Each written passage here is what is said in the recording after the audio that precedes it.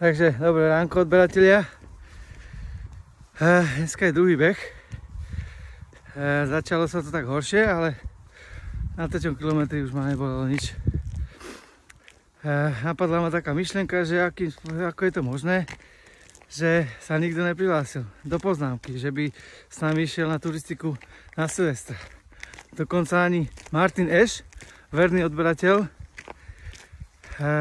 krycie meno tréner, ma neoslovil, že by sa pridal, ale pevne verím, že Braňo H, hoci napísal, s ním tak rátame.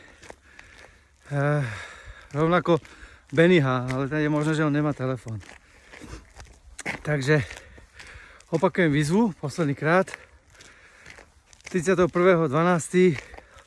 Zochová chata, odchod 8.00, možno skôr, to ešte upresníme. Turistika. Čakám na poznámky, že sa niekto prihlási.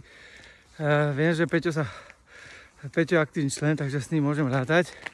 Dokonca som si zistil, že aj sa pripravuje podstatne lepšie ako ja, pretože ja behám jednociferné vzdialenosti, on beha dvojciferné, ale nevadí, ja to dobehnem.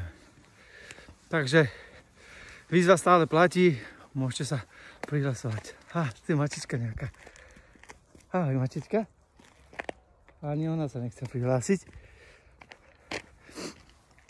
Ide si sa mnou zabehať? Poď. Nejde. Ty maličký tiger. Poď sem.